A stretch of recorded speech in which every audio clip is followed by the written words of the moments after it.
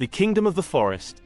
In the heart of Africa, nestled within the lush, emerald canopy of the Imbali Forest, lay a kingdom ruled not by kings or queens but by a formidable band of guerrillas. Led by the wise and strong silverback, Bantu, this troop thrived under the protection of their dense jungle home. The forest was their sanctuary, a place of safety and abundance, where they spent the days foraging for fruits, climbing trees, and playing in the dappled sunlight that filtered through the thick foliage. Bantu was revered not only for his physical strength but also for his wisdom and experience. His leadership was marked by a deep sense of responsibility towards his troop. The forest was a harmonious place, but Bantu knew that peace was a fragile thing, especially in a land where danger lurked beyond every shadow. One day, as the sun began to dip below the horizon, casting long shadows over the forest floor, a sense of unease settled over the troop. Bantu had noticed a change in the behavior of the forest's other inhabitants. The usually vibrant chatter of the birds had quieted, and even the rustling of the leaves seemed more subdued. Bantu's instincts told him that something was amiss. Shadows of danger.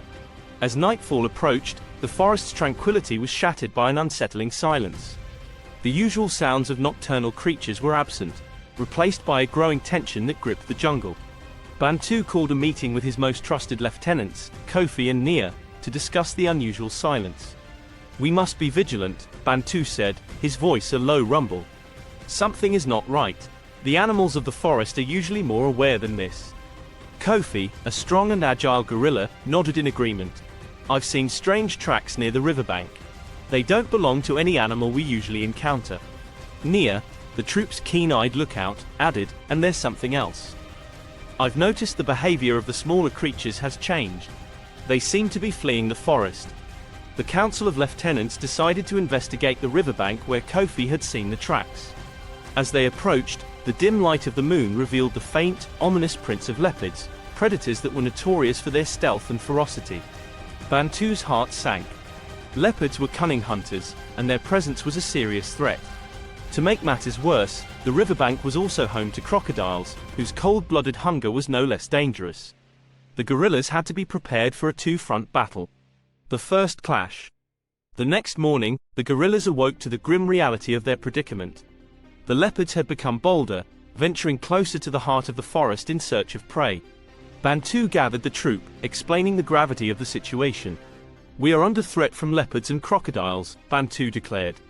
"We must defend our territory and ensure our safety." The guerrillas began to prepare for the confrontation. They fortified their living area, positioning themselves strategically around their territory. Kofi and Nia took the lead in setting up defensive perimeters, while Bantu organized patrols to keep watch over the forest. The first encounter was swift and brutal. A pair of leopards, drawn by the scent of the guerrillas' food, attempted to breach the troops' defenses. Bantu, with his powerful build and commanding presence, led the charge against the intruders. His deep growls and fierce demeanor startled the leopards, who were forced to retreat into the underbrush. But the victory was short-lived. That night, as the guerrillas settled into their makeshift defenses, the riverbank erupted in chaos. Crocodiles, attracted by the disturbance, began to surface and attack anything that ventured too close to the water. The battle for survival. The battle with the crocodiles was intense and perilous. The guerrillas had to adapt quickly, learning to navigate the treacherous riverbank while fending off the powerful reptiles. The troops' survival depended on their ability to work together and use their environment to their advantage. Bantu led the charge against the crocodiles, using his strength and agility to ward off the predators. His strategic positioning allowed him to protect the more vulnerable members of the troop, including the young and elderly. Kofi and Nia, working in tandem, created diversions and distractions to draw the crocodiles away from the troop. They used large branches and rocks to create barriers and obstacles, buying time for the rest of the guerrillas to move to safer ground.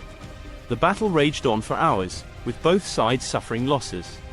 The crocodiles, although fierce, were not accustomed to fighting against such organized resistance. The guerrillas' determination and unity proved to be the greatest asset, and slowly but surely, they began to gain the upper hand. Triumph and reflection. As dawn's first light filtered through the dense canopy of the Imbali Forest, a heavy stillness enveloped the landscape.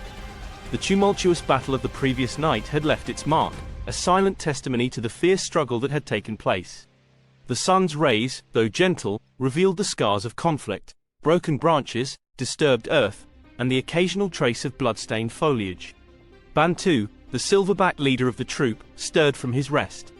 He had spent the night patrolling the perimeter, ensuring that the threats had indeed retreated. His muscles ached from the strain of combat, and his heart weighed heavy with the burden of leadership. With a deep, resolute breath, he gathered himself and began to rouse the troop. The guerrillas emerged from their shelters, weary and disheveled, but with a glimmer of determination in their eyes. Bantu's strong presence and the sight of the morning sun gave them a sense of hope and renewal. He began the day with a somber yet encouraging address to his troop.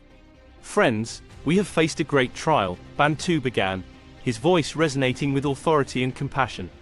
"The leopards and crocodiles tested our strength and our unity, but we have prevailed. We must now focus on healing, rebuilding, and preparing for whatever challenges may come." His words, though simple, carried the weight of their recent ordeal. The troop, though exhausted, rallied together. Their actions in the coming hours would reflect their resilience and the deep bond with one another. The aftermath. The immediate task was to assess the damage and tend to the wounded. The troop's medical expert, Imbali, a female guerrilla with an innate knowledge of herbs and healing, took charge of caring for the injured. She worked diligently, applying poultices made from crushed leaves and roots to wounds, and offering soothing balm to those with bruises. The younger guerrillas, under the guidance of Kofi and Nia, were assigned to clear the debris and repair the shelters. They worked with a sense of urgency, their movements precise and efficient. Broken branches were removed, and damaged nests were rebuilt with fresh foliage and vines. Bantu, despite his own injuries, took on the role of overseeing the recovery process. He visited each part of the camp, offering encouragement and ensuring that everyone was safe and accounted for. His presence provided reassurance and unity, reminding the troop that they were not alone in their efforts. Rebuilding and recovery. The process of rebuilding was not merely physical, it was emotional and psychological as well.